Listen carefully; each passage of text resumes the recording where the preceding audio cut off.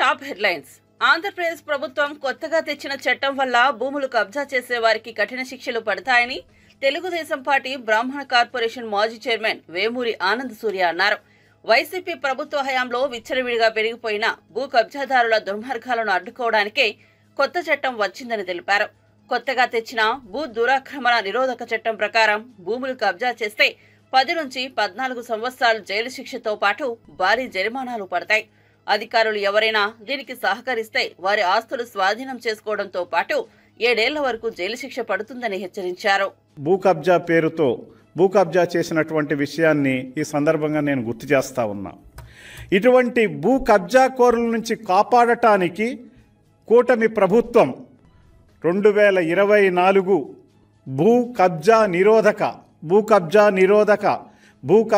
భూ దురాక్రమణ నిరోధక బిల్లును తీసుకురావటం చాలా సంతోషదాయకం.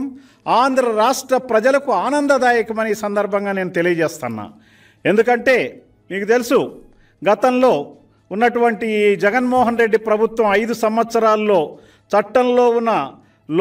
చట్టం అమలులో లేకపోవటం వల్ల తీసుకున్నటువంటి అనేక చర్యలతోటి మరి రాజకీయ నాయకులు, వైఎస్ఆర్ పార్టీ నాయకులు, మంత్రులు, ఎమ్మెల్యేలు ఒకరనేమిటి అందరూ కూడా పూర్తి స్థాయిలో కింద నుంచి ముఖ్యమంత్రి వరకు కూడా జగన్మోహన్ రెడ్డి హయాంలో పూర్తిగా ప్రజల భూములను భూ కబ్జా ద్వారా వాళ్ళు రాత్రి రికార్డులు మార్చి రిజిస్ట్రేషన్ చేసుకోవటాన్ని మనం తీవ్రంగా ఖండిస్తున్నాం.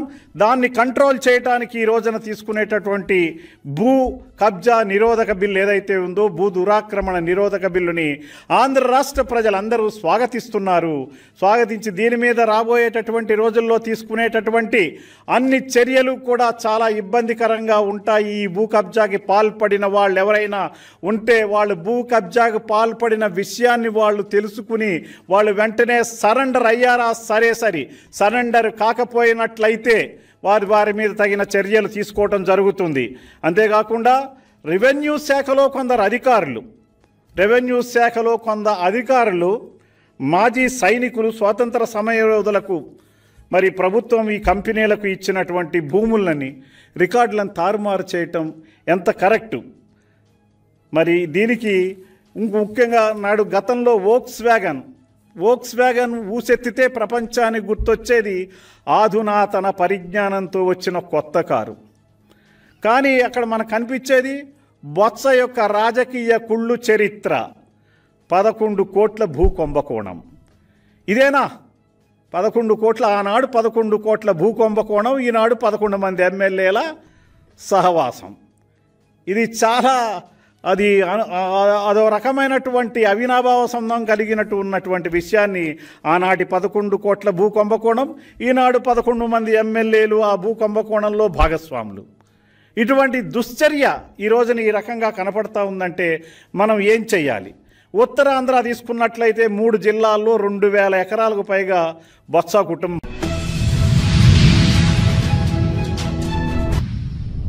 పార్లమెంట్ శీతాకాల సమావేశాలు ప్రారంభం కానున్న నేపథ్యంలో ఢిల్లీలో కేంద్ర ప్రభుత్వం అఖిలపక్ష సమావేశం నిర్వహించింది.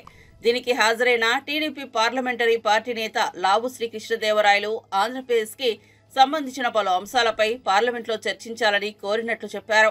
ఏపీలోని పోలవరం ప్రాజెక్టు పనులు మళ్లీ మొదటికి రావడంపై సభలో చర్చించాలని కోరినట్లు తెలిపారు.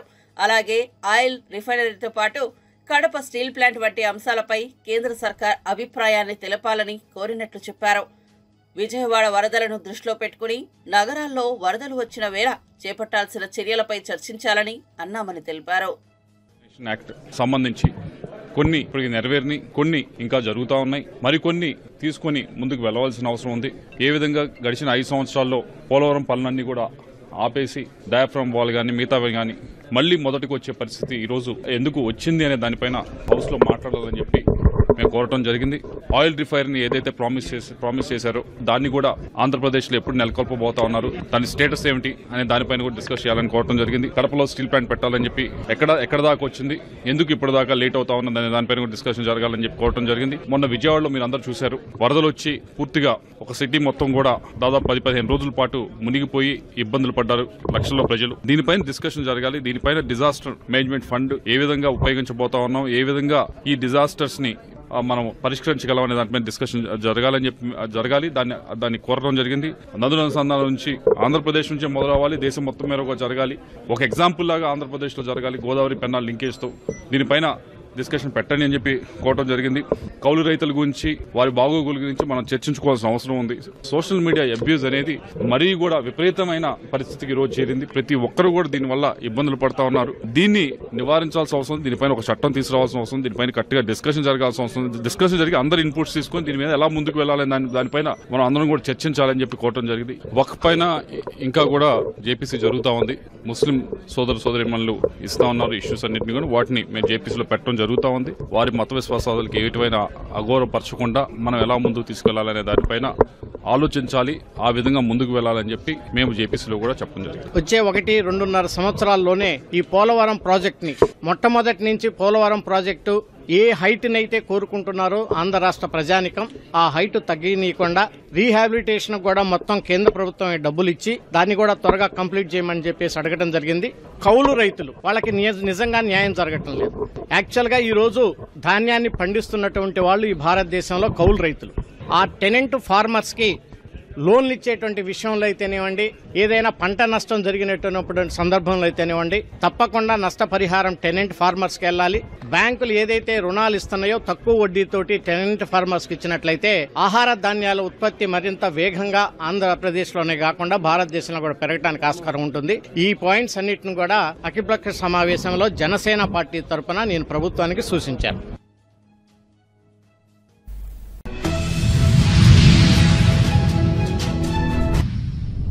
అబద్దాలు ప్రచారం చేయడంలో సీఎం రేవంత్ రెడ్డికి డబుల్ పీహెచ్డీ ఇవ్వొచ్చని మాజీ మంత్రి హరీష్ రావు అన్నారు.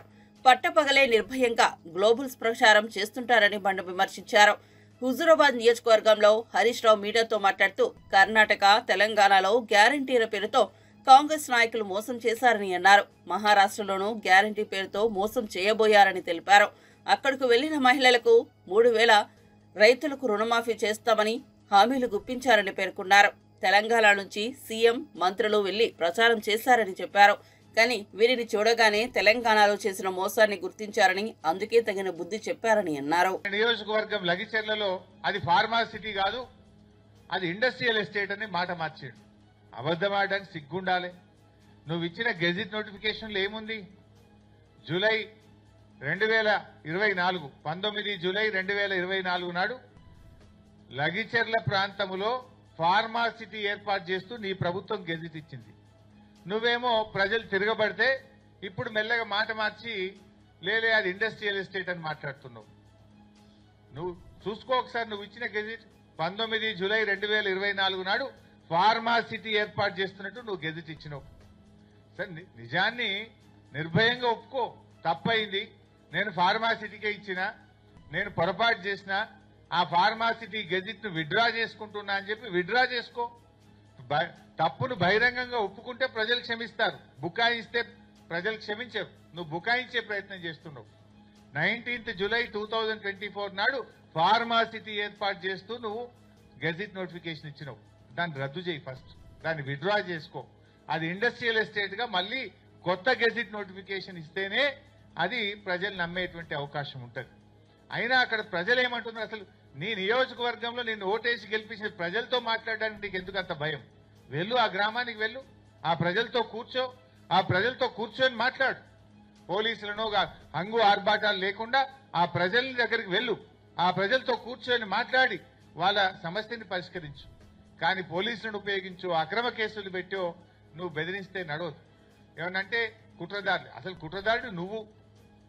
ఫార్మాసిటీ పెట్టి ఇవాళ ఇండస్ట్రియల్ ఎస్టేట్ అని మాట మార్చిన కుట్రదారుడివి నువ్వు. నిజానికి ఇవాళ నువ్వు తప్పు చేసినావు.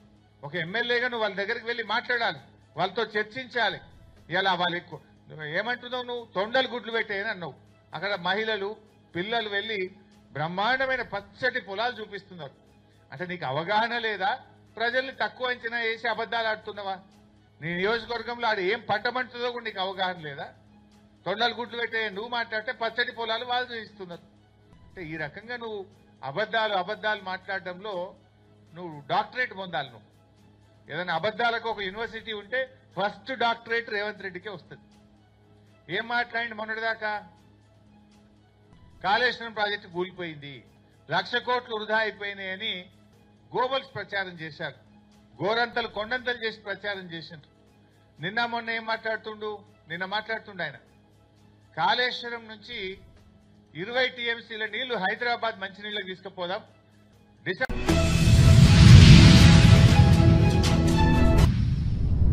స్వార్థ ప్రయోజనంతో పచ్చి అబద్ధాన్ని నిజంలో ప్రచారం చేయడాన్ని ప్రజలెవరూ హర్షించరని బాలినేని శ్రీనివాసరెడ్డి మంత్రిగా పనిచేసినప్పుడు ఇక్కడ ఎలా ఉంది అన్న విషయం ఆయనకు స్పష్టంగా తెలుసని వైఎస్ఆర్సీపీ రాష్ట్ర ప్రధాన కార్యదర్శి చెవిరెడ్డి భాస్కర్ రెడ్డి స్పష్టం చేశారు.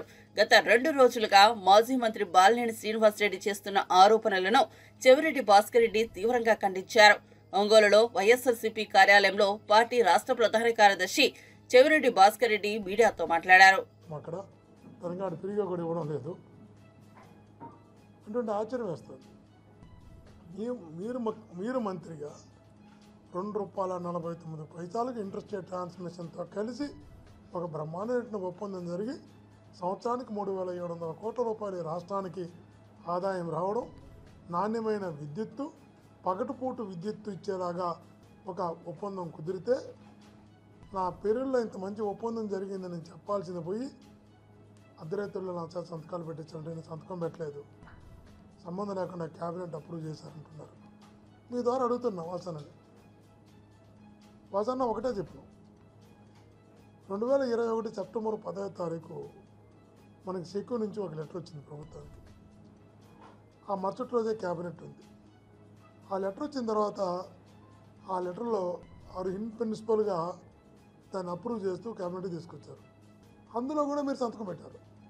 ఇన్ ప్రిన్సిపల్గా సెప్టెంబర్ 10వ తారీఖు 2021లో వచ్చిన లెటర్లో, ఇన్ ప్రిన్సిపల్గా వచ్చిన లెటర్లో కూడా సిక్కి అంటే ఇది కేంద్ర ప్రభుత్వ తరపున వచ్చినటువంటి సంస్థది. దాంట్లో లెటర్లో మీరు సంతకం, ఇన్ ప్రిన్సిపల్గా తీసుకున్న నిర్ణయంలో కూడా మీ సంతకం ఉంది. ఆ రోజు అప్రూవ్ కాల క్యాబినెట్లో. మళ్ళా దానిపైన కమిటీ వేశారు ఎనర్జీ సెక్రటరీతో. ఎనర్జీ సెక్రటరీతో కమిటీ వేసిన తర్వాత నెల రోజుల తర్వాత మళ్ళా క్యాబినెట్కి వచ్చింది. అందులో కూడా మీరు సంతకం పెట్టారు. ఇన్ని ప్రిన్సిపల్గా వచ్చిన లెటర్లో సంతకం పెట్టారు. నెల తర్వాత వచ్చినటువంటి కమిటీ వేసి కమిటీలో వచ్చిన లెటర్లో కూడా మీరు సంతకం పెట్టారు.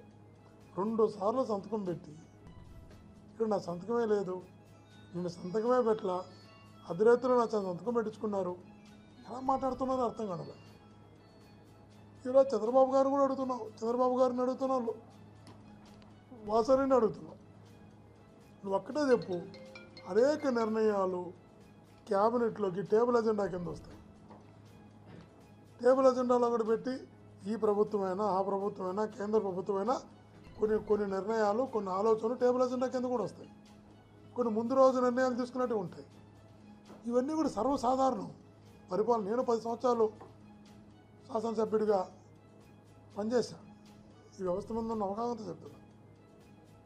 కాబట్టి నాకేం సంబంధం లేదు, నేను పెట్టలేదని క్యాబినెట్ అనేది కలెక్టివ్ డిసిషన్ అవుతుంది ఎప్పుడు కూడా. ముందు రోజు చర్చించుకోవడము, సేమ్ డే చర్చించడము, ఇవన్నీ సర్వసాధారణంగా జరుగుతున్న అంశాలే. కానీ ఈ పర్టికులర్ ఇష్యూలో మీరు ప్రిన్సిపల్గా తీసుకున్న నిర్ణయంలో సంతకం పెట్టారు. 1 నెల తర్వాత పెట్టిన క్యాబినెట్ దాంట్లో కూడా మీరు సంతకం పెట్టారు. కానీ నాకు తెలియకుండా జరిగిందని చెప్పి ఇట్లాంటి సందర్భంలో కావాలని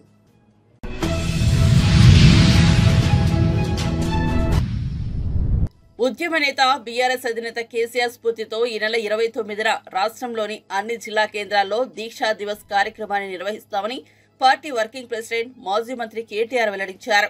33 జిల్లా కేంద్రాల్లోని బీఆర్ఎస్ పార్టీ కార్యాలయాల్లో దీక్షా దివస్ చేపడతామని చెప్పారు.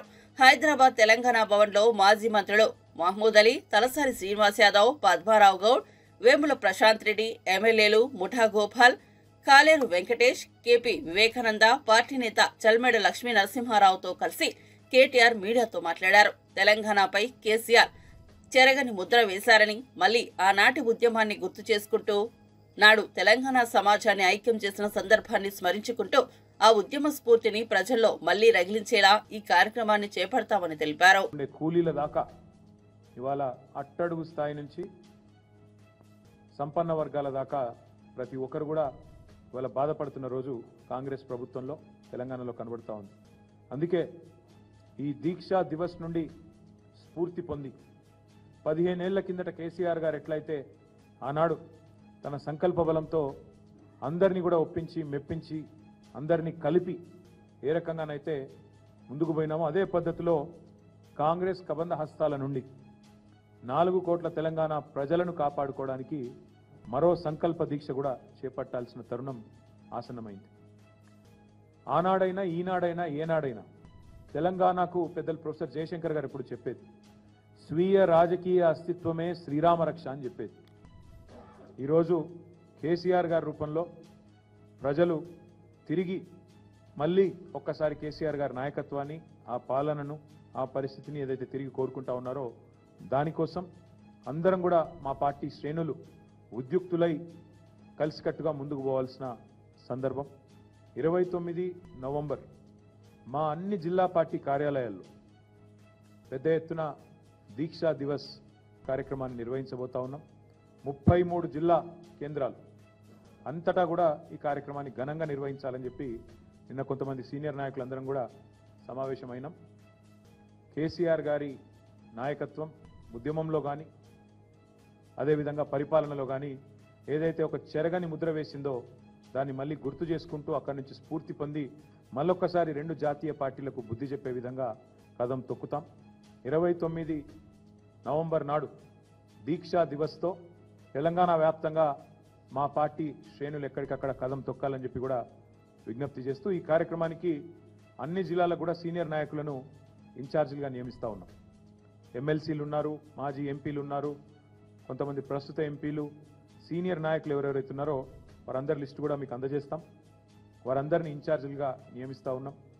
వారు 26 తారీఖు నాడు ప్రతి జిల్లాలో కూడా జిల్లా ముఖ్య నాయకులు కార్యకర్తలతో అన్ని జిల్లాల్లో కూడా సమావేశాలు నిర్వహించడం జరుగుతుంది.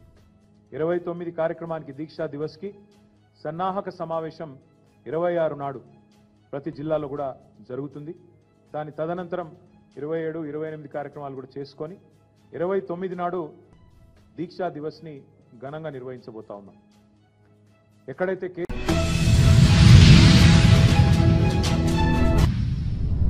ఋషుల ఆలోచనలో ఇది సనాతన దేశమని ఆర్ఎస్ఎస్ మోహన్ భగవత్ అన్నారు.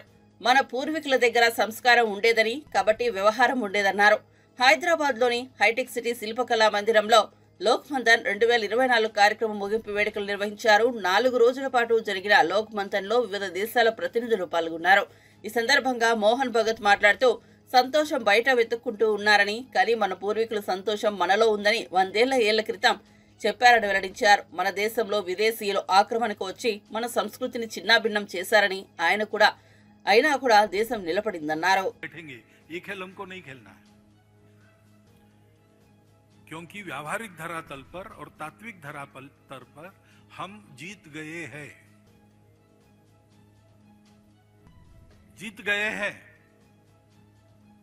हारने के बाद भी हार दिखानी नहीं है, इसलिए गाली देना बहुत होता है। ऐसा कुछ हो रहा है। अभी कुछ चुनाव हो गए ना कल परसों में, अब देख लीजिए ये वहां चलता है, लेकिन हम जीत गए भाई। सारी दुनिया लड़खड़ाई है। 2000 सालों में जितने प्रयोग हो गए हैं, ईश्वर को मानने वालों के, न मानने वालों के, व्यक्तिवादी, समाजवादी, सब प्रकार के लोग प्रयत्न करके थक चुके हैं, लड़खड़ा रहे हैं, भारत की ओर देख रहे हैं। हमको क्यों उन प्रश्नों के जवाब देने? उनके ग्राउंड में जाकर थोड़ी कबड्डी खेलनी है उनके नियमों से। हमको अपने ग्राउंड में दुनिया को लाना है।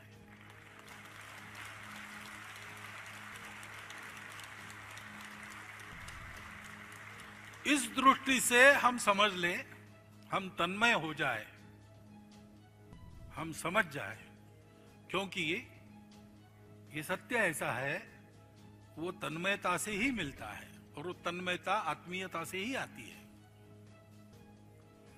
ताही अहीर की छोहरिया छछिया भरी छाछ पे नाच नचावाई, ऐसा है ये। शेष महेश गुणेश दिनेश सुरेश जाऊ निरंतर ध्यावई, जाही अनादि अनंत अखंड अछेद अभेद सुवेद बतावई, नारद से शुक्य व्यास रटे पछी हारी थके कुनी पार न पावई ताही अहीर की छोहरिया छछिया भरी छाछ पे नाच नचावे।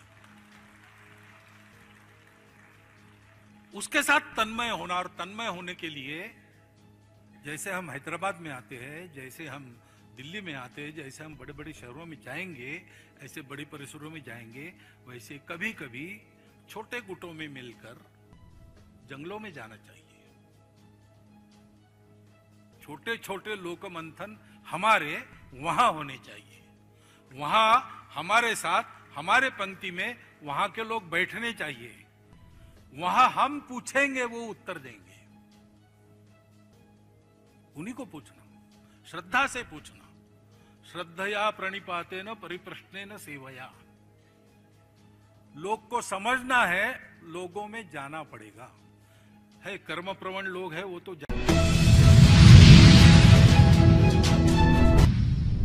ప్రపంచవ్యాప్తంగా చర్చనీయాంశమైన అదానీ అవినీతి వ్యవహారాలపై రాష్ట్ర ప్రభుత్వం మౌనంగా ఉండటం మంచిది కాదని సిపిఐ రాష్ట్ర కార్యదర్శి కె రామకృష్ణ అన్నారు. విజయవాడలో మీడియాతో మాట్లాడారు. అదానీ కంపెనీలతో కెన్యా ఒప్పందాలు రద్దు చేసుకుంటున్నట్టు సీఎం చంద్రబాబు ఎందుకు చేయలేకపోతున్నారు? రాష్ట్రంలో ఏదో పెద్దతల తప్ప ఇంకెవరూ కూడా ముడుపులుగా 1750 కోట్లు అంత పెద్ద మొత్తాన్ని తీసుకోలేరు. అదానీ ముడుపుల వ్యవహారంపై సిపిఐ ఆధ్వర్యంలో దేశవ్యాప్త ఉద్యమానికి శ్రీకారం చుడతాం. స్వర్ణాంధ్ర విజన్ 2047పై ఆర్థికవేత్తలు, మేధావి వర్గాలతో చర్చలు జరపాలని రామకృష్ణ అన్నారు. 24వ తేదీ నాడు కేసు నమోదైంది. ఆ కేసులో గౌతమ్ అదానీ, సాగర్ అదానీలు వీరు పెద్ద ఎత్తున లంచాలు ముట్టజెప్పి, ప్రత్యేకించి విద్యుత్ ఒప్పందాల్లో సెకీ ద్వారా వాళ్ళు లబ్ధి పొందారని చెప్పి కూడా ఇవాళ స్పష్టంగా చెప్తా ఉన్నారు. ఇందులో క్లియర్గా చెప్తా ఉన్నారు, 1750 కోట్ల రూపాయలు ఆంధ్రప్రదేశ్ రాష్ట్రంలో వివిధ హోదాల్లో పనిచేస్తున్న అధికారులకు లంచాలు ముట్టజెప్పారు, తద్వారా లబ్ధి పొందారని చెప్పి కూడా ఇవాళ కేసులో వారు చెప్పడం జరిగింది. అంటే చివరికి అమెరికా లాంటి దేశంలో న్యూయార్క్ ఈస్టర్న్ కోర్టులో అక్కడ కేసు నమోదైందంటే మరి అది జరిగింది ఎక్కడ? ఆంధ్రప్రదేశ్లో జరిగింది. మేము ముందు నుంచి కూడా చెప్తా ఉన్నాం, అదానికి ప్రభుత్వం లొంగిపోయింది. జగన్మోహన్ రెడ్డి ప్రభుత్వం పూర్తిగా లొంగిపోయి రాష్ట్రాన్ని అప్పజెప్తా ఉన్నాడు అని కూడా మేము స్పష్టంగా చెప్పడం జరిగింది. ఇవాళ న్యూయార్క్ ఈస్టర్న్ కోర్టులోనే ఇది విచారణకు వచ్చిందంటే దాదాపు 6 మందికి వారు నోటీసులు కూడా ఇచ్చారు.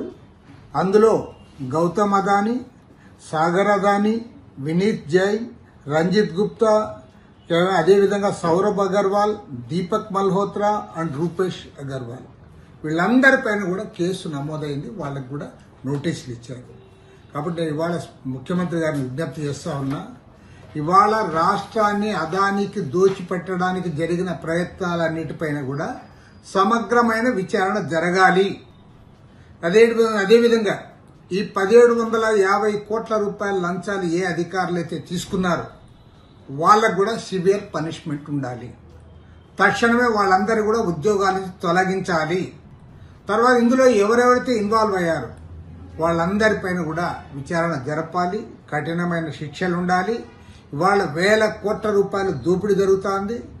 ఈ దోపిడీ ఫలితంగా ఈ భారాన్నంతా కూడా ప్రజలు మోయాల్సి వస్తుంది. ప్రత్యేకించి విద్యుత్ వినియోగదారులు మోయాల్సి వస్తుంది. రేపు డిసెంబర్ నెల నుంచి ఆల్రెడీ 6072 కోట్ల రూపాయలు భారం వేశారు. మరో 11,826 కోట్ల రూపాయల భారాన్ని మోపబోతా ఉన్నారు. ఒకవైపేం ప్రజలు భారాలు మోయాలి, వీరు మాత్రం దర్జాగా 1000 కోట్ల రూపాయల లంచాలు తీసుకొని వారికి ఊడిగం చేసి అదానీలకు దోచిపెడతా ఉన్నారు. కాబట్టి ఇందులో ఎవరెవరైతే ఇన్వాల్వ్ అయ్యారో అధికారులు, రాజకీయ నాయకులు, ఆనాటి మంత్రులు, ముఖ్యమంత్రి ఇన్వాల్వ్ అంటే ఆనాటి ముఖ్యమంత్రి అందరిపైన కూడా విచారణ జరిపించాలి. ముఖ్యమంత్రి చంద్రబాబు నాయుడు గారు ఏమాత్రం చిత్తశుద్ధి ఉన్నా తక్షణమే హైకోర్టు సిట్టింగ్ జడ్జి చేత దీనిపైన విచారణ జరిపించాలని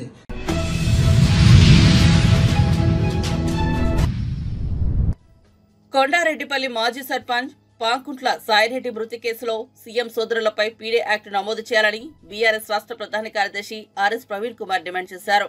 సాయిరెడ్డి సూసైడ్ నోట్ పక్కన పెట్టి సీఎం రేవంత్ రెడ్డి సోదరులపై ఈగ వాలకుండా కొమ్ము కాస్తున్న పోలీసులపై డీసీపీకి ఫిర్యాదు చేస్తామని పేర్కొన్నారు. నాగర్ కర్నూలు జిల్లా కల్వకుర్తి ప్రభుత్వ కమ్యూనిటీ దవాఖానా మార్చురీలో సాయిరెడ్డి భౌతికకాయం వద్ద ఆయన నివాళులర్పించారు. బాధిత కుటుంబ సభ్యులను పరామర్శించి ధైర్యం చెప్పారు. అనంతరం దవాఖానాలో ఆవరణలో ఆర్ఎస్ ప్రవీణ్ కుమార్ మీడియాతో మాట్లాడుతూ సీఎం సోదరుల తీరుతో అవమాన భారానికి గురై సాయిరెడ్డి ఆత్మహత్య చేసుకుంటున్నట్లు తెలిపారు. 5 సంవత్సరాల వృద్ధుడు, సీనియర్ నాయకుడిగా పేరొందిన వ్యక్తి, 15 సంవత్సరాలు నిరంతరాయంగా సర్పంచ్గా పనిచేసిన వ్యక్తి, సీనియర్ సిటిజన్, ముఖ్యమంత్రి ఆయన అన్నలు తమ్ముళ్ళ పేరు రాసి మరి సూసైడ్ చేసుకున్నాడు. చాలా చాలా బాధాకరమైన విషయం.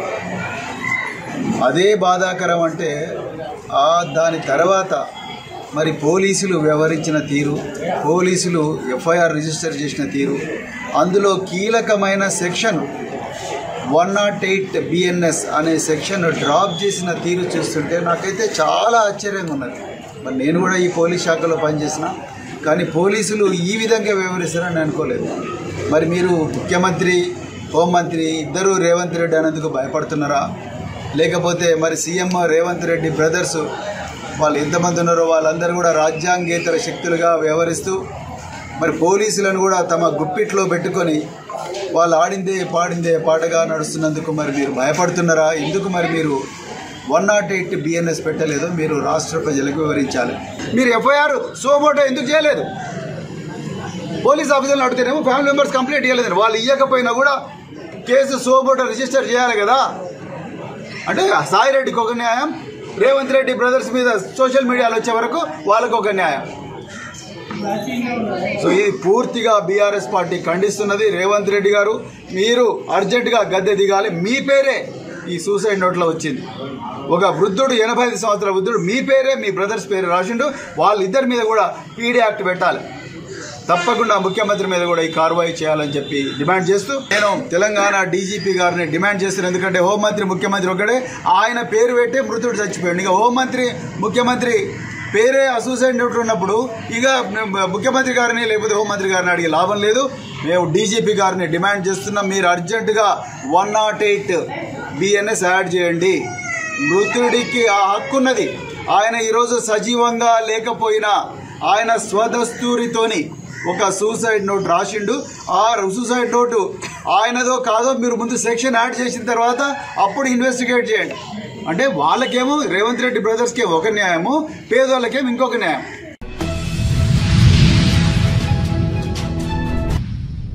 శివసేన ఎంపీ సంజయ్ రౌత్ మహారాష్ట్ర అసెంబ్లీ ఎన్నికల ఫలితాలపై తన ఆగ్రహాన్ని వ్యక్తం చేశారు. ముంబైలో జరిగిన ప్రెస్ క్లబ్ లో ఆయన మాట్లాడుతూ మహారాష్ట్ర ఎన్నికల ఫలితాలు షాకింగ్, ఆశించిన విధంగా ఉన్నాయి. ఇటువంటి ఫలితాలు ఎవరు ఊహించలేదు. ప్రధాని మోదీ మహారాష్ట్ర నుండి పరిశ్రమలను గుజరాత్ కు తరలించారు. అలాంటి పరిస్థితుల్లో ప్రజలు ఆయన ఎందుకు ఓటేశారని ప్రశ్నించారు. అంతేకాక ఈ ఫలితాలకు ఎవరు బాధ్యత వహించాలంటే అది మాజీ సుప్రీంకోర్టు ప్రధాన న్యాయమూర్తి డివై చంద్రచూడ్. ఈ నిర్ణయాలకు చరిత్ర వారిని ఎప్పటికీ క్షమించదని సంజయ్ రౌత్ తీవ్ర వ్యాఖ్యలు చేశారు. हम लोगों ने अपना वर्तमान सरकार से इस्तीफा देते हुए आगामी सरकार की गठन की रिक्वेस्ट और निवेदन और दावा हम लोगों ने पेश किया है महामहिम जी के समक्ष, और उन्होंने हमें कार्यवाही मुख्यमंत्री का भी जिम्मा सौंपा है और सरकार बनाने का न्योता भी उन्होंने हमें दिया है। और इस क्रम में हमारे साथ कांग्रेस प्रभारी भी हमारे साथ रहे, आरजेडी के प्रभारी भी हमारे साथ रहे, वाम दल के भी प्रभारी हम लोगों के साथ रहे, और हम लोगों ने अपने पूरे विधायकों का समर्थन भी इनको सौंपा है। और अगली कार्रवाई की हम अब तैयारी में लगेंगे, जो 28 तारीख को शपथ समारोह का कार्यक्रम तय किया जा रहा है। हेमंत जी विक्ट्री दिखा के जाइए ना। महाराज आप भी रुक जाइए।